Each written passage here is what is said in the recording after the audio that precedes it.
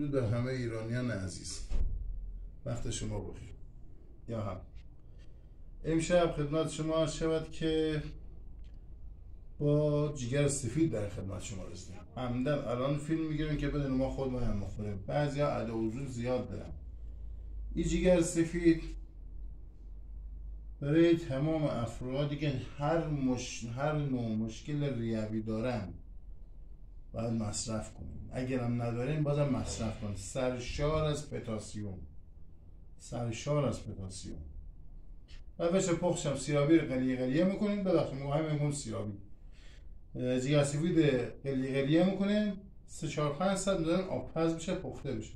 آبش که خوش شد به خودش، آبش خوش بشه، آبش نریزه بیرون. آبش که به خودش خوش شد، ادویه میذاریم، نمیدونم حالا هر چی خواستن دیگه. پیاز و نمیدونم زرچوبه و دارچین و فلفل و این سیب زمینی رو جدا سرخ میکنیم، اینا رو جدا سرخ میکنیم، با هم ترکیب میکنیم. رب هم خواستیم بزنیم، نخواستیم نمیزنیم. به جای رب 200 تا گوجه فرنگی اگر رنده کنین بهتر از ربه. ربا زیاد چیز جالبی نیست. بخورید، بیان شامید، خدا رو شکر کنید. واقعا غذای خیلی خوشمزه ایه. اشتباه نکنید.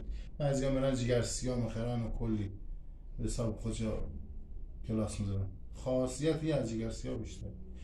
برای جگر سیاه هم جگر مرغ 3 برابر جگر سیاه خونسازه.